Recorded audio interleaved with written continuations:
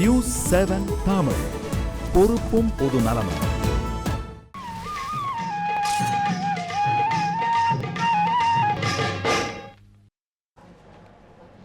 இன்று தைப்பூசம் வெகு விமர்சையாக கொண்டாடப்பட்டு வருகிறது. தமிழகம் மட்டுமின்றி உலகத்தில் உள்ள அனைத்து முருகன் கோயில்களிலும் விழாக்குளம் பூண்டுள்ளது.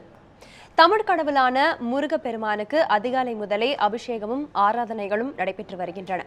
இந்த நல்ல நாளில் தைப்பூசம் பற்றிய முக்கிய அம்சங்கள் பற்றி விரிவாக விவாதிக்க இருக்கிறோம். இது பற்றி பேசுவதற்காக நமது அரங்கத்தில் சொற்பொழிவாளர்கள் திருமதி ஜோதி ஹரிகிருஷ்ணனும் திரு கவிப்பிரியா SS ராஜனும் இருக்கின்றனர்.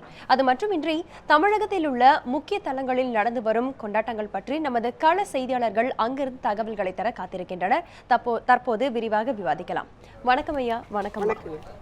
முதல்ல தைப்பூசம் என்றால் என்ன, அது பற்றி சொல்லுங்களேன். நமது இயல்பான நாட்காட்டின்னு சொல்லுவோம், கேலண்டர். அதன்படி ஆடி மாதம் தொடங்கி தை மாதம் வரை எல்லா நிகழ்வுகளும் வீட்டிற்குள்ளேயே அல்லது கோயிலுக்குள்ளேயே நடைபெறும் விழாக்களாகவே இருக்கும். இது தேவர்களுடைய இரவு காலம் என்று சொல்வார்கள்.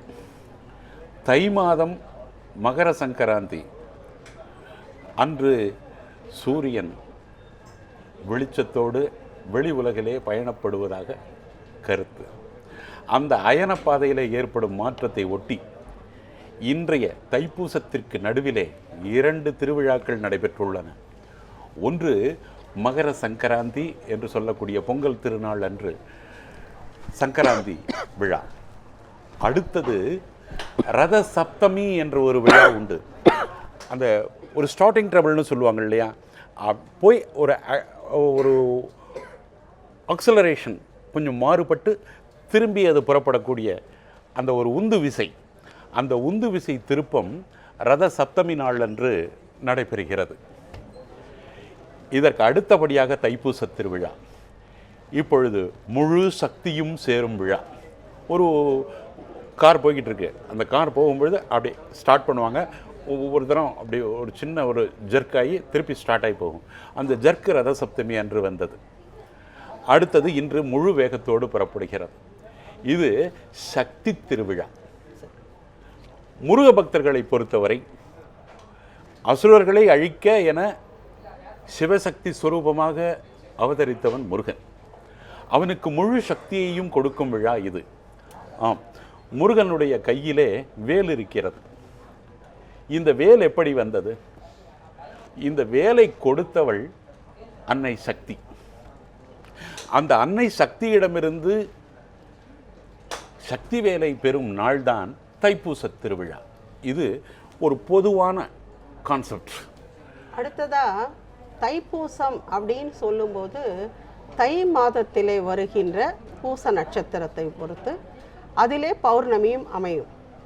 இந்த தைப்பூசம் மிகுந்த சிறப்புடையது. எப்படி என்றால் 12 வருடங்களுக்கு ஒரு முறை மாசி மகம் எப்படி வருமோ அதுபோல இந்த தைப்பூசம் 12 ஆண்டுகளுக்கு ஒரு முறை வருகின்ற சிறப்பான தைப்பூசம்.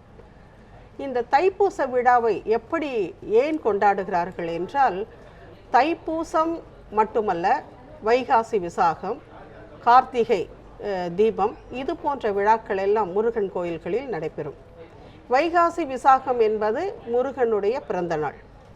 கார்த்திகை தீபம், கார்த்திகை மாதத்தில் கார்த்திகை தீபம் என்பது கார்த்திகை பெண்களால் முருகன் வளர்க்கப்பட்ட போது அந்த விழாவை கொண்டாடுகிறோம்.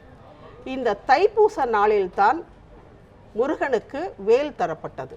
அதனால் எல்லா முருகன் ஆலயங்களிலும் இந்த தைப்பூச விழா கொண்டாடப்படுகிறது.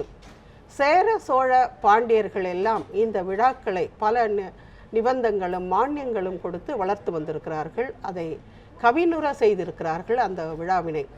பிற்காலத்தில் வந்த திருமலை நாயக்கர் வம்சத்தை சேர்ந்த திருமலை நாயக்கரும் கூட தைப்பூச நன்னாளில்தான் அவர் பிறந்தார்.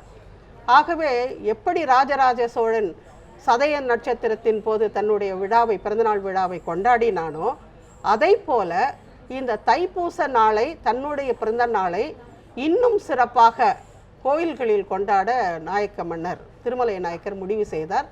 அதனால்தான் தென் மாவட்டங்களில் இருக்கின்ற பழனி, திருச்செந்தூர் மற்றும் இருக்கின்ற முருக ஆலயங்களில் எல்லாம் இந்த தைப்பூச விழா சிறப்பாக கொண்டாட அவர் மேலும் மேலும் பல பொருள் உதவிகளை செய்தார். அதனால்தான் இந்த தைப்பூச விழா சிறப்பாக நடைபெற்று வருகிறது. அதற்கப்புறம் பார்த்தீர்களானால் குன்றுதோறும் முருகன் இருக்கின்ற இடம் அப்படின்னு சொல்கிறோம். இந்த தமிழகத்தில் மக்கள் எல்லாமே என்ன பண்ணாங்கன்னா 5 வகையான நிலங்களை பிரித்தாங்க.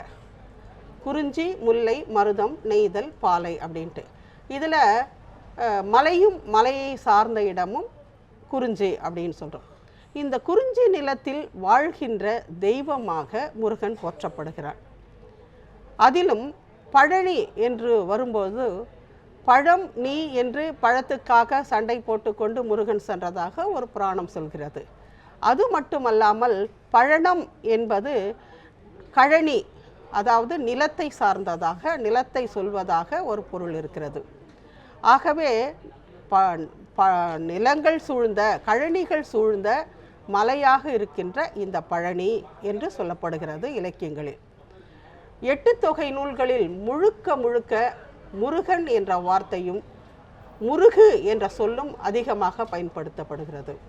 தமிழ் அகராதியை எடுத்து பார்த்தோமானால் முருகு என்றால் அழகு, இளமை, இனிமை என்று பல பொருள்களை அகராதி சொல்லும். இப்படி இந்த தமிழுக்கு கூட தமிழை இறைவனிடம் இருந்து முருகன் கற்றுக்கொண்டார். அந்த தமிழை அகத்தியருக்கு போதித்தார். அந்த இடம் பழனிமலை. இந்த பழனிமலையிலே நவ பாஷாணங்களை கொண்டு போகர், சித்தர்களில் ஒருவரான போகர், சித்தர்கள் வாழும் மலை, சித்தன் மலை என்று கூட பழனிமலைக்கு ஒரு பேர் உண்டு. இந்த சித்தன் மலை என்று சொல்லப்படுகின்ற பழனியிலே பல மூலிகைகள் நிறைந்திருக்கின்றன. பல சித்தர்கள் அன்றும் மட்டுமல்ல இன்றும் கூட வாழ்ந்து கொண்டிருக்கிறார்கள். அப்படி போக முனிவர், போக சித்தர் அங்கு வந்து அந்த இடத்திலே தங்கி இருந்து நவ பாஷாணங்கள் என்று சொல்லப்படுகின்ற 9 விதமான பொருட்களை கொண்டு இந்த முருகன் சிலையை வடிவமைத்தார். இன்னும் பிற சிலைகளையும் வடிவமைத்தார் என்று சொல்லப்படுகிறது. அந்த சிலைக்கு தான் அந்த அபிஷேகம், ஆராதனைகள் எல்லாம் நடைபெற்று கொண்டிருக்கின்றன. தைப்பூச விழாவை கொண்டாடுவதற்கு அந்த எல்லா முருகன் ஆலயங்களிலும் சிறப்பாக இருந்தாலும் பழனிமலை மட்டுமே மிகுந்த சிறப்புடையதாக, மிகுந்த அந்த தோன்றிய இடம் என்று கூட சொல்லலாம். தைப்பூச விழா தோன்றிய இடம் என்று கூட சொல்லலாம். அந்த அளவுக்கு சிறப்பு மிகுந்ததாக அது இருக்கிறது.